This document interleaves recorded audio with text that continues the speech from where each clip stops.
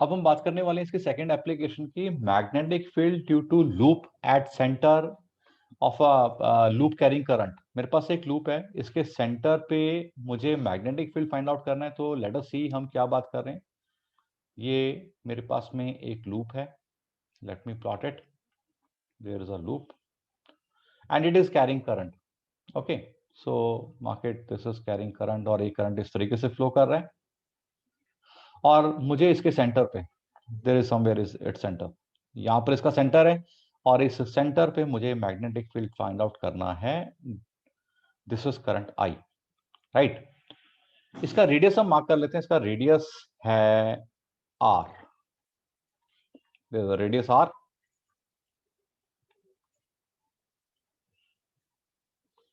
This is r, और ये angle जो इसका है, देखो आप सबको पता है कि जब मैं यहाँ पर एक टेंजेंट प्लॉट करूंगा तो रेडियस जो है हमेशा 90 डिग्री पे होगा, that is but obvious. Okay, so tangent is always at 90 degree to the radius, that you all know. अच्छा, इस टेंजेंट की हमें जरूरत नहीं थी, है ना, ये तो जस्ट एंगल 90 बताने के लिए। मैं यहाँ पर करंट एलिमेंट प्लॉट कर रहा हूँ। This is my current element. मैं एक बहुत छोटा सा करंट एलिमेंट यहाँ पर ले रहा हूं ताकि हम इसको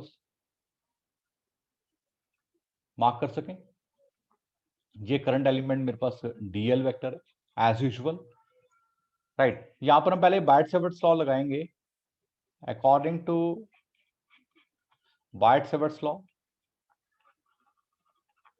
now what it says, small magnetic field is equal to mu naught times mu naught by 4 pi times of I D L sine 90। ये जो मैं कह रहा था ना कि डीएल आपका, देखो dl along the tangent to the circle होगा, और it is perpendicular to radius, तो यहाँ पर थीटा की जगह आपका 90 आ जाएगा, और नीचे आएगा डिस्टेंस का स्क्वायर। डिस्टेंस यहाँ पर आर है, साइन 90 आपको पता है 1 है। Now if I want to find the total magnetic field here, इसको मैं लिख लेता हूँ, mu naught I D L sine 90 तो 1 होगा, 4 pi R square. Now if I want to find this total magnetic field, तो मैं क्या करूंगा भाई, मैं सिंपली इसकी इंटीग्रेशन करूंगा स्मॉल वाले की। किसकी इंटीग्रेशन होती हुई नजर आ रही है? It is very simple, DL की इंटीग्रेशन हो रही है यहाँ पर। और डीएल कितना होगा इंटीग्रेट करके? भाई टेक्निकली सोचो, अगर मैं डीएल को संपूर्ण तरीके से अगर मैं इंटीग्रेट कर भी दूंगा ना, तो ये तो 2 पाई आर बन जाएगा। तो आप ये जान लो कि डीएल की इंटीग्रेशन 2 पाई आर है। तो using the same concept here, देखो हमें पता लग गया कि बाकी तो चीजें चेंज नहीं होने वाली। अगर कुछ चेंज होगा तो डीएल की इंटीग्रेशन चेंज होगी, डीएल की इंटीग्रेशन यहाँ पर आएगी। इसको मैं डायरेक्टली यहाँ पर 2 पाई आर लिख देता हूँ, नीचे आपके पास है 4 पाई आर स्क्वायर। अगर इस पूरी कहानी को हम देखें यहाँ पर, this is mu naught I, और नीचे आपके पास बचेगा 2r। So that is a standard formula to find the magnetic field at the centre of a current carrying loop.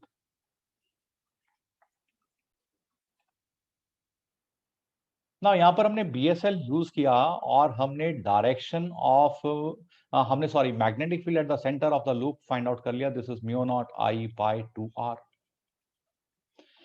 अगर यहां पर n टर्न्स होंगे, फॉर n टर्न्स लूप, मेरे लूप में n टर्न्स हैं, मान लो 2 टर्न्स हैं, 3 टर्न्स हैं, right, number of turns are increasing, तो ऐसे केस में मेरा फॉर्मूला बनेगा n mu naught I by 2r, simple, right. अब यहां पर मैं एक और चीज बताने वाला हूं, मेरे पास कंप्लीट सर्कल नहीं है, मेरे पास एक सेक्टर है। सेक्टर आपने बचपन में पढ़ा होगा। ओके, मेरे पास एक इस टाइप से, I am trying to plot a sector here, just a second. ये जो ब्लैक कलर से मैं दिखा रहा हूं, ये पार्ट ऑफ कंडक्टर है, this is actually a conductor, right. तो मेरे एक बहुत बड़े कंडक्टर के अंदर एक छोटा सा पार्ट ऐसा जो आर्क की फॉर्म में है। So this is like similar to arc, इसको मैं आर्क अगर बोल दूं यहाँ पर तो कोई प्रॉब्लम नहीं होनी चाहिए। दिस इज एन आर्क, और करंट इसमें से कुछ ऐसे जा रहा है, लेकिन मैं सिर्फ इतने से कंडक्टर का इफेक्ट इस सेंटर पे देखना चाहता हूं। लाइक अगर हम इसको टेक्निकली बोलें, I want to find the magnetic field due to a sector और ड्यू टू एन आर्क। जो कि सेंटर पे एंगल सबटेंड कर रही है थीटा। तो ये मैग्नेटिक फील्ड कैसे निकलेगा, इसका फॉर्मूला यहाँ देख लो, this will be B equal to mu naught I by 2r। ये तो स्टैंडर्ड फॉर्मूला पूरे सर्कल का आ गया मेरे पास में, पूरे लूप का। इसको मैं थीटा अपॉन 2 पाई से मल्टीप्लाई कर दूंगा। So this will be the magnetic field at the centre due to an arc.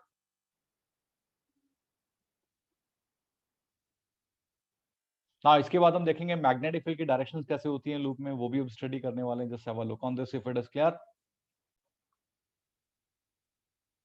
Now guys अब यहाँ देखेंगे हम मैग्नेटिक फील्ड की डायरेक्शन क्या होने वाली है। तो यहाँ हम देखो, हम लगाएंगे राइट हैंड थंब रूल। ये कैसे लगेगा, हमें पता है यहाँ पर मैग्नेटिक फील्ड सॉरी करंट जो है ऊपर की डायरेक्शन में जा रहा है एट दिस पॉइंट जहां मैंने मार्क किया। ये इसको नाम दे देते हैं ए पॉइंट या पी पॉइंट, इसको नाम दे देते हैं। यहाँ करंट ऊपर की ओर जा रहा है। तो अगर मैं राइट हैंड पकड़ के अपनी फिंगर्स को स्विरल करूंगा और फिंगर्स की डायरेक्शन में अगर स्टडी करने की कोशिश करूंगा तो यहाँ पर मैग्नेटिक फील्ड ऐसी है। सिमिलरली अगर मैं इस पॉइंट पे आता हूं तो आपका करंट नीचे आ रहा है। देखो लूप में ना एक ही डायरेक्शन में करंट रहेगा, लूप के दोनों अपोजिट एंड पे सेम डायरेक्शन में तो करंट हो नहीं ना सकता। अगर यहाँ से पी पॉइंट से करंट ऊपर जा रहा है तो भाई क्यू पॉइंट से तो नीचे आ रहा होगा ना, ये रहा क्यू पॉइंट आपका।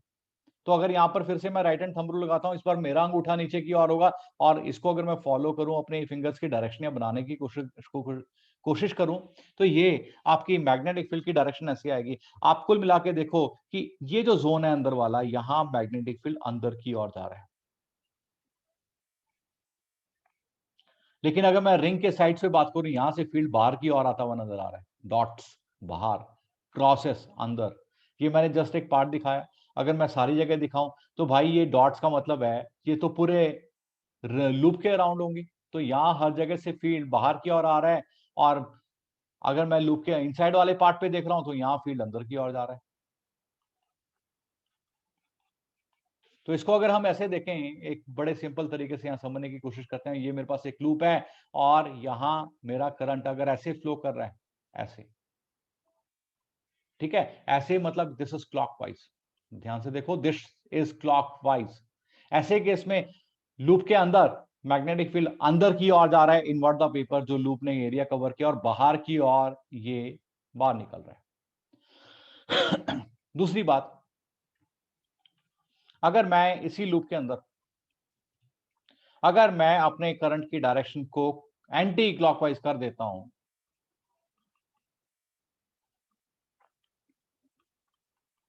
राइट, एंटी क्लॉकवाइज, तो इससे क्या होने वाला है। डेफिनेट सी बात है कि अगर आपने करंट की डायरेक्शन पहले के मुकाबले अपोजिट कर दिया तो भाई यहाँ मैग्नेटिक फील्ड की डायरेक्शन भी अपोजिट होगी। अब अंदर से मैग्नेटिक फील्ड बाहर आता हुआ नजर आएगा और साइड्स में मैग्नेटिक फील्ड अंदर जाता हुआ नजर आएगा। अब इसको एक और अच्छे तरीके से समझने की कोशिश करते हैं। देखो, अगर मेरा करंट यहाँ पर क्लॉकवाइज है, मैग्नेटिक फील्ड अंदर की ओर जा रहा है। अगर आप कभी किसी बार मैग्नेट को देखोगे ना, तो वहां नॉर्थ साइड से मैग्नेटिक लाइंस निकलती हैं, साउथ में एंटर करती हैं, ये ऐसे लूप बनाती हैं, ऐसे,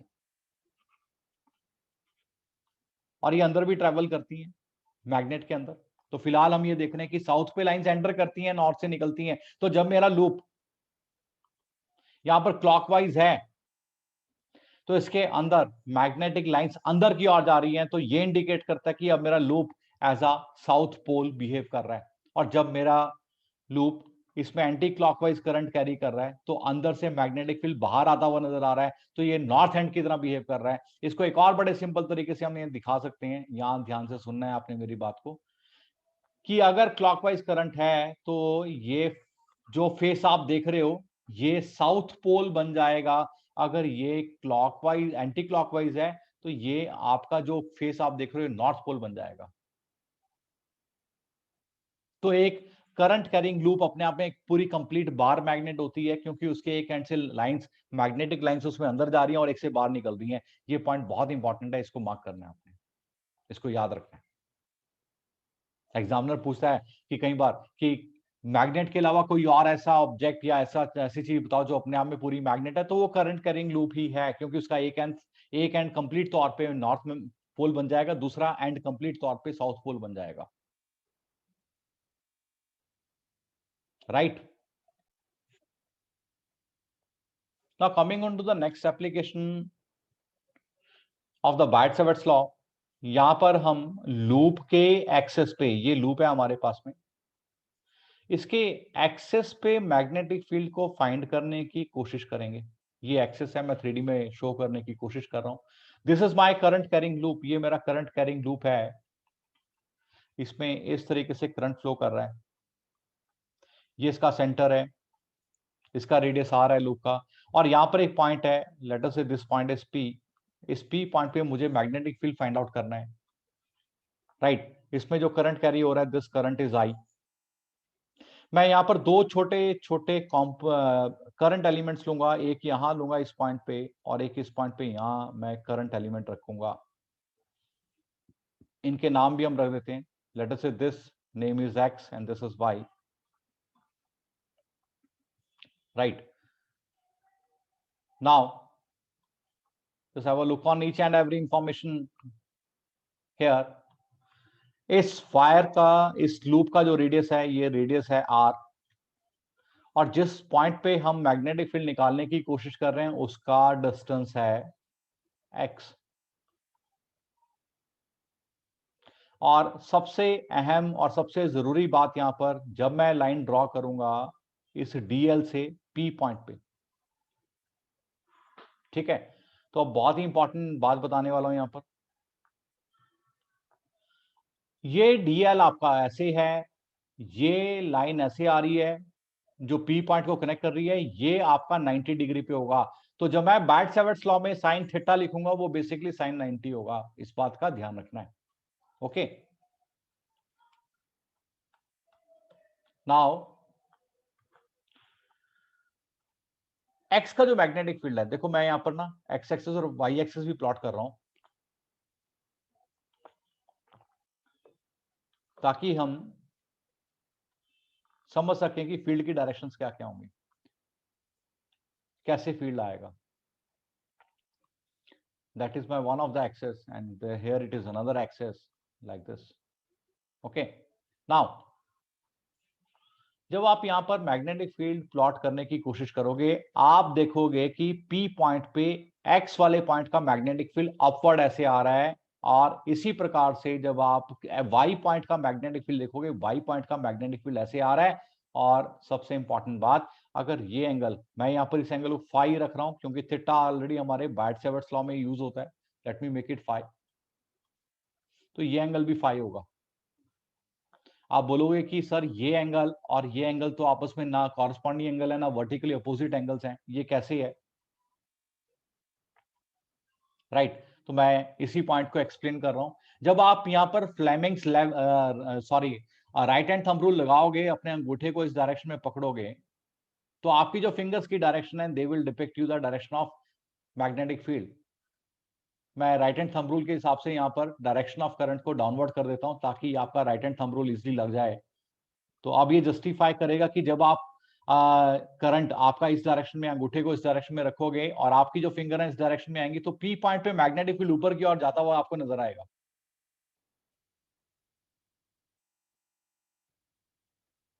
सो that point has to be kept in mind here. और जैसे हम इलेक्ट्रिक फील्ड में देखते थे, वहां तो ये इलेक्ट्रिक फील्ड स्ट्रेट जा रहा है, तो हमें एंगल को एडजस्ट करने में कोई प्रॉब्लम नहीं आती थी। लेकिन यहाँ पर मैग्नेटिक फील्ड में आपने ये देखना है, ये राइट हैंड थंब रूल की वजह से ऐसा हो रहा है। आपके करंट की डायरेक्शन मैं यहाँ पर डाउनवर्ड कर देता हूं, so that there remains no problem. Okay, आपका करंट डाउनवर्ड इस तरीके से फ्लो कर रहा है। So when you apply right hand thumb rule, यहां से आपका मैग्नेटिक फील्ड ऊपर की ओर जाए, right, that will give you the direction of magnetic field. देखो ये मेरा मैग्नेटिक फील्ड बन गया यहां पर डीबी, मतलब स्मॉल मैग्नेटिक फील्ड, किसकी वजह से, एक्स की वजह से। एक्स का है, एक्स ये रहा। इसी प्रकार से आपका ये एंगल फाई होगा, सिमेट्री है, उसी के कॉरस्पॉन्डिंग ये एंगल भी फाई होगा। और ये जो मैग्नेटिक फील्ड आ रहा है, ये आपका वाई कंपोनेंट का मैग्नेटिक फील्ड आ रहा है, जो ये वाई मैंने यहां बनाया है इसका। अब इससे क्या होगा, पहले तो लॉजिक समझ लेते हैं भाई। ये एक्स का कॉस फाई वाला कंपोनेंट और नीचे वाई का कॉस फाई वाला कंपोनेंट, ये तो न्यूट्रलाइज हो जाएंगे, you must be agreeing to this. और दोनों के साइन कंपोनेंट यहां पर आ जाएंगे, डीबी एक्स का साइन फाई और डीबी वाई का साइन फाई, ये कंपोनेंट्स यहां पर रहेंगे। तो अगर मैं यहां बात करूं कि नेट मैग्नेटिक फील्ड जो होगा,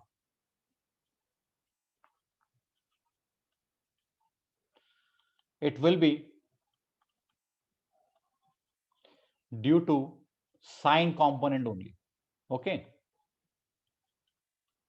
क्योंकि कॉस कंपोनेंट कैंसिल हो गए। तो टेक्निकली हमें क्या करना है, हमें टोटल मैग्नेटिक फील्ड निकालने के लिए साइन कंपोनेंट की इंटीग्रेशन करनी है। हम किसी भी पार्ट का साइन कंपोनेंट यहां ले सकते हैं, मैं डीबी साइन फाई ले रहा हूं,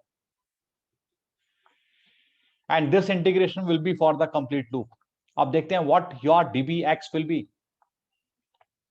देखो ये जो हाइपोटेन्यूज यहां आपको नजर आ रही है, मैं इनके नाम देखो, ये पॉइंट तो आपका एक्स है ना, इसको सी कर देते हैं, और ये पॉइंट आपका पी है। तो अगर मैं ट्राइंगल एक्स सी पी की बात करूं, तो एक्स सी पी के अंदर क्या हो रहा है, आपका ये जो y है, दिस y, इसको मैं y हाइपोटेन्यूज दिखाया था, let me show it as small y so that there is no confusion. This is basically r का स्क्वायर प्लस x का स्क्वायर, एंड साइन फाई की जब बात आएगी, sin phi will be perpendicular upon hypotenuse, that is y। और dbx की value कितनी होगी, dbx को भी हम देख लेते हैं, dbx will be mu naught I D L sine 90, ये वाला 90 जो हमने शुरू में जिक्र किया था, जो कि 1 हो जाएगा बाय 4 पाई। और यहाँ डिस्टेंस, डिस्टेंस तो भाई y है, यहाँ पर y का square, this y is the distance here. Now putting all these values in this expression, you will get mu naught I dl by 4 pi y square, and this will be r by y। और कहां से कहां integration हो रही है भाई, DL की integration हो रही है। डीएल की इंटीग्रेशन कहां से कहां होगी भाई, पूरी आर्क की होगी। पूरी आर्क की इंटीग्रेशन क्या बनेगी, 2 pi R. So directly mu naught I R, और यहां मैं लिख रहा हूं 2 pi R upon 4 pi Y cube. इस रिजल्ट को हमें थोड़ा सा यहां मॉडिफाई भी करना है, ताकि हम इसके रियल फॉर्मूला को देख सकें। ये जो नेट मैग्नेटिक फील्ड बन रहा है, this is mu naught I, 2 अलग और pi R square. Now what is pi R square, pi R square is the area of this loop. नीचे आएगा 4 पाई वाई क्यूब, आप वाई की ये वाली वैल्यू डाल सकते हो। अब पाई आर स्क्वायर की जगह मैं एरिया लूंगा। एक चीज मैं आपको यहां बताया था, एक वर्ड हमारे पास आएगा मैग्नेटिक मोमेंट, इसको हम करंट इनटू एरिया भी लिखते हैं। ये बात आपने नोट करनी है, जैसे डायपोल मोमेंट थी वैसे हमारा मैग्नेटिक मोमेंट भी होता है।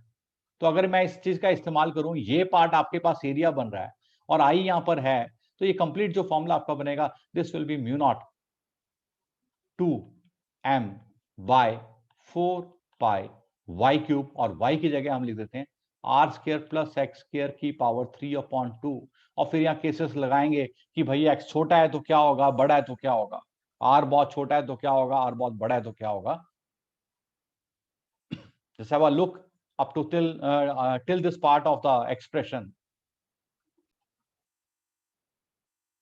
So यहां हम देख रहे हैं कि जो फॉर्मूला आ रहा है 2 mu naught m, m magnetic dipole moment है, ये r square plus x square की पावर 3/2 है। अगर यहां ऐसा माना जाए केस 1 इफ एक्स बहुत ही बड़ा है लूप से, लूप छोटा है, तो ये फॉर्मूला बन जाएगा हमारा 2 mu naught m by 4 pi, r cancel हो जाएगा, तो it will be simply x cube. And similarly अगर मेरे पास में राइट आर बहुत छोटा है, सॉरी एक्स बहुत छोटा है, फिर क्या होगा, so this is case 2 here. If x is very very smaller than r, तो आपका फॉर्मूला ठीक उसी तरीके से फिर से चेंज हो जाएगा एंड हियर यहाँ आएगा 4 पाई और नीचे आर क्यूब आ जाएगा, दैट्स इट। हाँ, आप एम की वैल्यू डाल करके आप क्रैक कर सकते हो उसको। एम की वैल्यू डालो आई ए और आई ए में ए को डालो पाई आर स्क्वायर, आप इसको फर्दर सिंप्लीफाई कर सकते हो, right. This will be just a second,